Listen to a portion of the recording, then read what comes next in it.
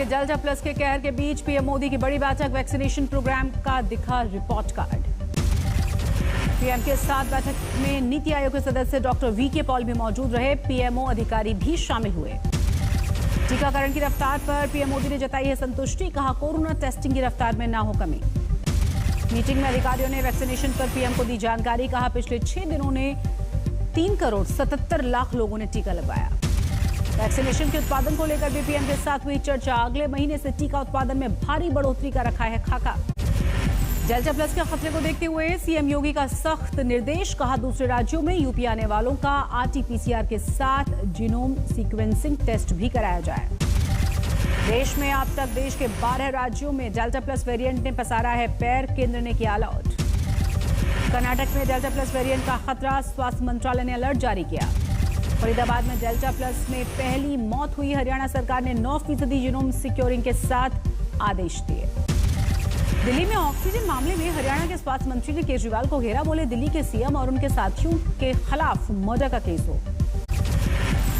PM योगी ने देखा अयोध्या के विकास का मॉडल, 30 साल की विजन डॉक्यूमेंट देखने के बाद कहा नौजवानों में भी हो रामनगरी जाने की इच्छा। प्रधानमंत्री मोदी ने अयोध्या में विकास के काम को समय से पूरा करने के निर्देश दिए। करीब 20,000 करोड़ रुपए का खर्च होगी पूरी परियोजना पर। अयोध्या में 84 कोटी परिक्रमा के भीतर 208 विरासत परिसरों का जीर्णोद्धार, सरयू उत्तर किनारे का भी विकास का एजेंडा। पीएम मोदी की समीक्षा बैठक में सीएम योगी समेत डिप्टी सीएम रहे मौजूद। यूपी के कई मंत्री भी शामिल हुए। उस पर बहुत सारी बातें बताई गई हैं जिनकी मैं समझता हूं कि अभी तुरंत चर्चा करना तो उचित नहीं होगा, लेकिन उन्होंने बहुत व्यापक विजन दिया है। आम आदमी पार्टी के सांसद संजय सिंह ने मोहन भागवत से मिलने का समय मांगा, बोले राम मंदिर मामले में सबूत दूंगा।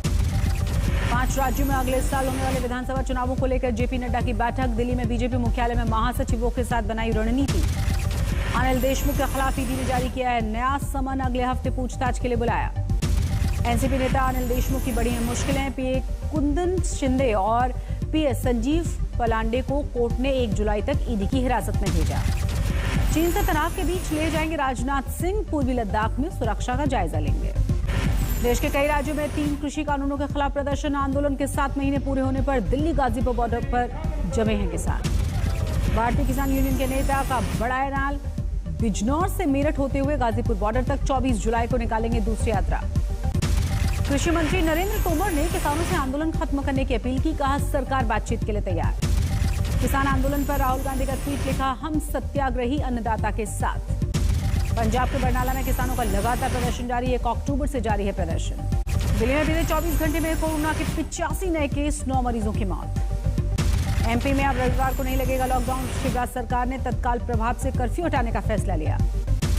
उत्तराखंड में पिछले 1 दिन में 164 लोग कोरोना से संक्रमित, 2 लोगों की जान गई। सवाई माधोपुर में वैक्सीनेशन के दौरान डॉक्टर से मारपीट हुई, गलत वैक्सीन लगाने के बाद हंगामा।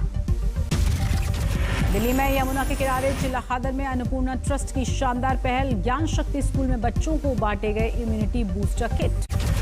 बंगाल स्वास्थ्य विभाग ने बनाई है 4 सदस्यीय जांच कमेटी, फर्जी वैक्सीनेशन कैंप केस की जांच का जिम्मा। कोलकाता में फर्जी वैक्सीन का असर, टीका लगवाने के बाद बीमार पड़ी टीएमसी सांसद मिमी चक्रवर्ती। महाराष्ट्र में 24 घंटे में 9,812 नए मामले सामने आए, 179 लोगों की कोरोना से जान गई। देश भर में अब तक 31 करोड़ 17 लाख से ज्यादा वैक्सीनेशन। महाराष्ट्र में 24 घंटे में 7 लाख लोगों को लगा टीका। तमिलनाडु में 5 जुलाई तक लॉकडाउन बढ़ा, लेकिन मॉल्स, बाजार 7 बजे तक खोलने की इजाजत। पुणे में बीजेपी का चक्का जाम, ओबीसी आरक्षण को लेकर आवाज बुलंद। श्रीनगर में सीआरपीएफ पर ग्रेनेड हमला, सुरक्षा बलों ने इलाके को घेरा। अवैध धर्मांतरण मामले में एनआईए कर सकती है जांच, यूपी समेत 8 राज्यों में फैलने का मामला। बेंगलुरु में अवैध तरीके से रह रहे बांग्लादेशियों पर कार्रवाई, 12 बांग्लादेशियों को बीएसएफ ने भारत बांग्लादेश बॉर्डर से गिरफ्तार किया।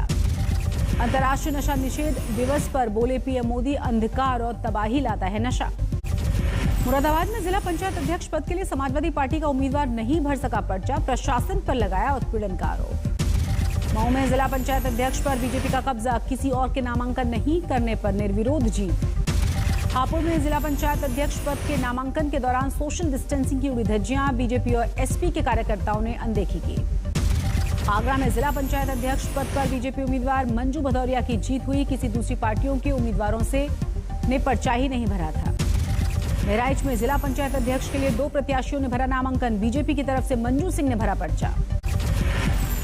मथुरा में जिला पंचायत अध्यक्ष पद के लिए बीजेपी आरएलडी के प्रत्याशियों ने भरा पर्चा। 3 जुलाई को होना है मतदान। मिर्जापुर में बीजेपी समाजवादी पार्टी के उम्मीदवारों ने भरा नामांकन। दोनों ने जीत का दावा किया। गाजियाबाद में समाजवादी पार्टी और आरएलडी के कार्यकर्ताओं का धरना। बीजेपी पर प्रस्तावक को कैद करने का आरोप लगाया। चंदौली में जिला पंचायत अध्यक्ष के लिए बीजेपी और एसपी उम्मीदवारों ने भरा पर्चा। दोनों ने जीत का दावा किया। भदोही और गोरखपुर समेत समाजवादी पार्टी ने 11 जिला अध्यक्ष बर्खास्त किए। हार की वजह से पार्टी ने फैसला लिया। पटना में भारी बारिश से सरकार की पोल खुली। बिहार के डिप्टी सीएम रेणु देवी के घर में घुसा पानी। पटना के एनएमसीएच अस्पताल में बारिश का पानी घुसा। जल जमाव की वजह से मरीजों की मुश्किलें बढ़ी। दरभंगा में भारी बारिश, डीएमसीएच अस्पताल बना टापू। समस्तीपुर में भारी बारिश के पिछले सारे रिकॉर्ड्स को तोड़ा गया। जल जमाव से घर से बाहर निकलना दूभर। बिहार के समस्तीपुर के ताजपुर में जल जमाव से लोग परेशान। हाईवे पर जमकर लोगों ने किया हंगामा। मोतिहारी में बाढ़ से खानाबदोश लोगों की मुश्किलें बढ़ गई हैं। हार्ट अटैक आने पर एक महिला को खटिया से अस्पताल लेकर जाना पड़ा। मुजफ्फरपुर में बूढ़ी गंडक का जलस्तर बढ़ा। मिठन सराय की मुख्य सड़क पानी में डूबी। बाराबंकी में बाढ़ का कहर। सरयू नदी की प्रचंड लहरों से कटान में कई घर बहे। दार्जिलिंग में लैंडस्लाइड से चाय बागान में काम करने वाले लोग परेशान। 5 चाय बागान के लोगों पर असर। दिल्ली का भी मौसम बदला। कई इलाकों में बारिश से लोगों को गर्मी से राहत मिली।